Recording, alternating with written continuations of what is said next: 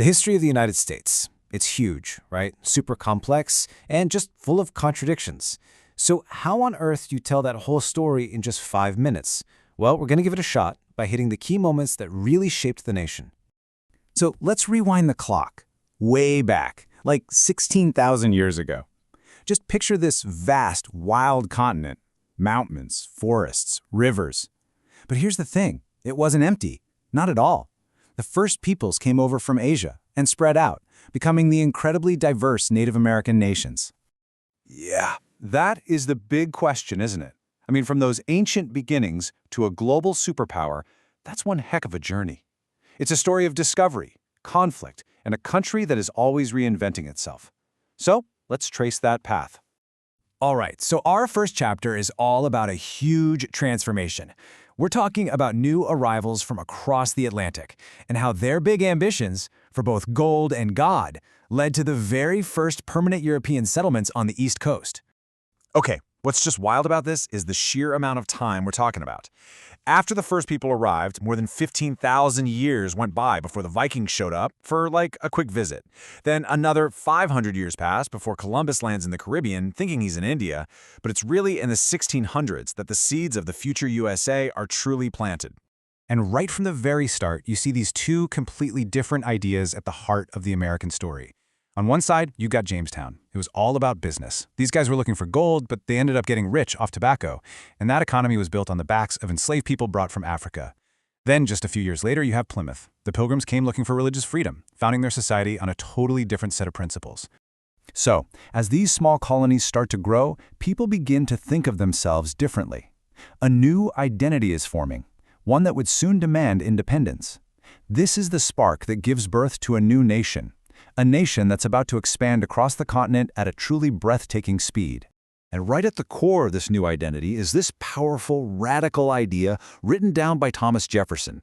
It says that people have certain rights that are just theirs, and no king or government can take them away. This wasn't just a breakup letter to Britain. It was a mission statement for a whole new kind of country.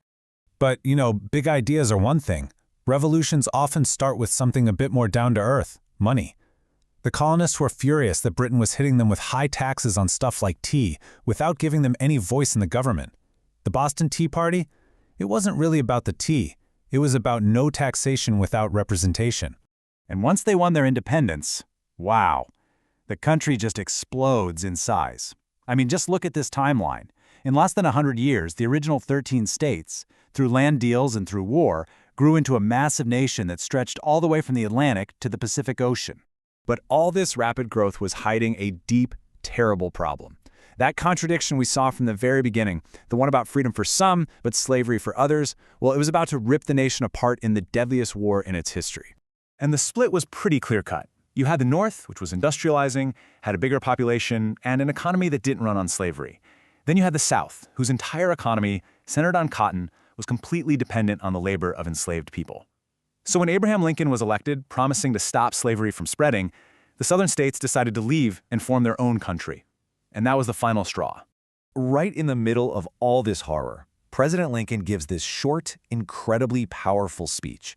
He completely reframes the war, saying it wasn't just about keeping the country together, it was a test to see if a nation that was founded on the idea of equality could even survive. And the price of that test was just staggering. We're talking at least 600,000 dead. More Americans died in the Civil War than in almost every other war the country has fought, combined. It was a brutal, bloody conflict that left scars that would last for generations. So, the Civil War is over. The country is, technically, back together. And now, a totally new chapter starts. The focus shifts from fighting each other to massive growth, all fueled by millions of people from all over the world pouring into the United States, once again changing the country's identity. And this is the famous promise that greeted so many of them. These words on the Statue of Liberty became a symbol for the American dream, the idea that no matter who you were or where you came from, you could find a new beginning here. But that beautiful promise, it didn't always match the reality on the ground. For many, that open door came with a lot of prejudice. Irish and Italian immigrants faced terrible discrimination.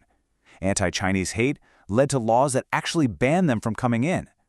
And for Black Americans, slavery was over, but it was replaced by segregation and the terror of groups like the KKK. So you have this huge gap between the American ideal and the American reality. And closing that gap, well, that took a fight. It took another century after the Civil War for the next great push for equality, the Civil Rights Movement. Led by courageous people like Rosa Parks and Martin Luther King Jr., this movement demanded that the country live up to its own promises. Okay, so from the Civil Rights Movement, America just rockets through the 20th century. You've got world wars, the Cold War, becoming a superpower, the tech revolution. It's a lot. So after all that, what does the United States even look like today? Who are Americans? Well, this gives you a pretty good snapshot, and honestly, these numbers are always changing. The nation today is this incredible mosaic of people, and it's a direct result of all the history we just talked about. It's a country where people from every part of the globe live together, making it one of the most diverse nations on Earth. And that's where we land today. If there's one theme through this whole story, it's contradiction. A nation born from the idea of liberty that allowed slavery. A land of opportunity that often met newcomers with prejudice. It's a country that's always arguing with itself, always changing. Which leaves us with the biggest question of all. What's the next chapter going to be?